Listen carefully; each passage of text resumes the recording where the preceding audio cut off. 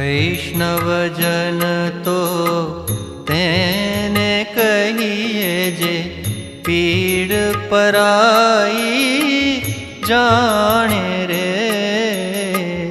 वैष्णवजन तो तेने कहिए जे पीड़ पराई जाने रे।